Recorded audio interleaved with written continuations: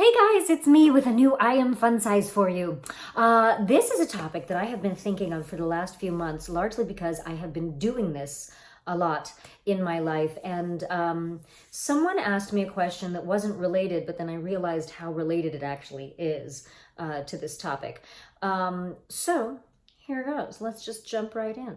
By the way, we are sitting in front of the beautiful teal wall that Carolina helped me to paint, and so that is why that's why I wanted to do this facing here. But we're seeing this kind of random stuff because my desk is a hot mess right now. What is going on? That is a hot mess. So we're just gonna hang out over here, and I'm gonna try to block this outlet so it doesn't mess with all y'all. So the question that someone had asked me, and this is something that's kind of an ongoing negotiation for myself in my life right now too, is with all of the news being, well, not all of it, but with so much of the news being weighty and difficult to handle, and so much going on in politics and in the world, and just getting this constant influx of information at all times. What do you do to be able to handle it and not go crazy, basically?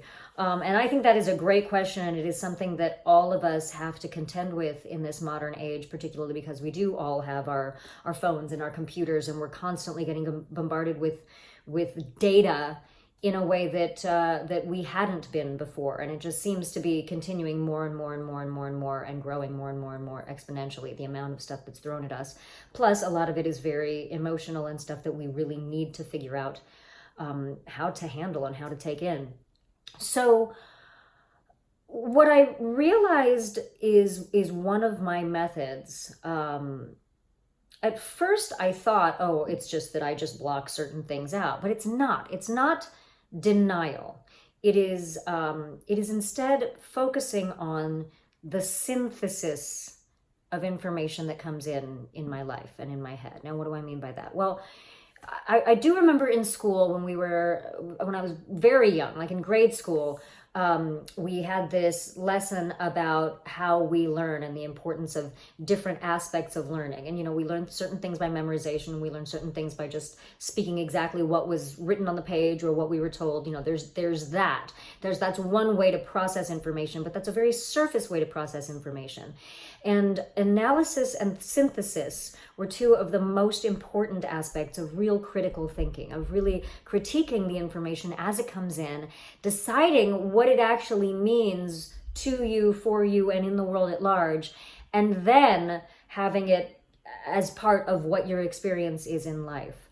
And I think once we leave the school system, there isn't as much emphasis put on taking the time to really understand information and synthesize it within yourself, to really figure out how, if you were to talk to someone else, how you would put that in your own words. It's something that I do all the time when I do these videos. When you guys ask me a question, I take all of the information that I've had throughout my life that I have synthesized and I put it into my own words, right? And you know the best that you have actually learned something when you can explain it in your own words. It's not changing the truth, but it's a way to explain it that makes sense to you and therefore makes sense to the other person.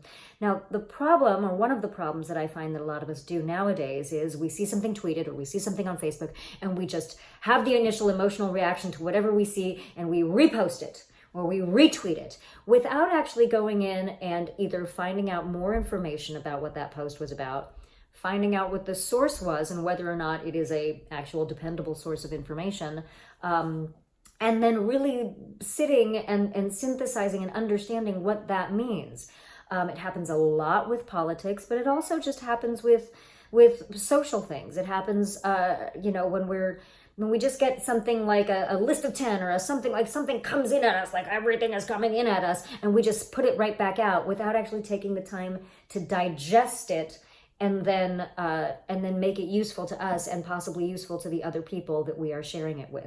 I think this is also really, really important when we read books or articles or take in any piece of art. It's really, really important then. It's really important with art. But also with nonfiction, if you think about it, in school, We're asked to answer essay questions or write an essay on a particular thesis. But we don't often do that when we read a book or read an article. We don't often read the article and sit down and think about, what does that mean? Or what does that entail for me? What does that entail for the world at large? How does that pertain to all these other things that I'm learning right now? And that requires taking the time and taking the specific focused time and energy to be able to do that. So yeah, it does mean, going back to what I said at the beginning, it does mean maybe not blocking out certain things, but it does mean that you might not take in as much stuff, but it does mean that the stuff that you do take in, you're actually going to understand, or you're actually going to be able to use in your life in a more constructive way, rather than just being overwhelmed by the emotions that come from when you read something, or overwhelmed by the amount of data coming in. So I definitely limit the amount of stuff that I read. I limit my, not specific amounts, but I limit the amount of time I try to spend scrolling through Twitter and Instagram, except I am always happy to spend an hour just looking at videos of dogs, because there is just nothing wrong with that. I will do that. That will be my meditation for the day. But I think that being that kind of a curator of your own experience, much like people who curate art are the people who decide what art is going to go up on the walls, right? Being a curator of what information, of not information, but of what you take in, of what books you take in, of what conversations you take in.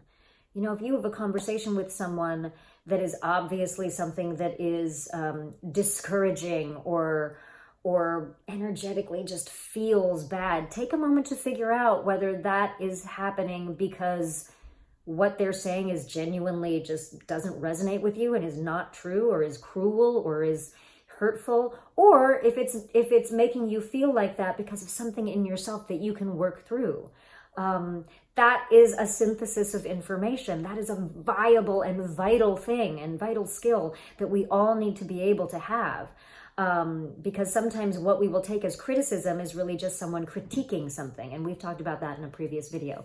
So that for me is the greatest tool to handling this kind of massive influx of information that comes in at us, is that I don't ever want to be desensitized because I'm taking in so much. I would rather take in less and really soak it in and really understand and really figure out how that might guide me or affect me on my experience in life, and what I might do with that information to take it out in the world and do something good with it.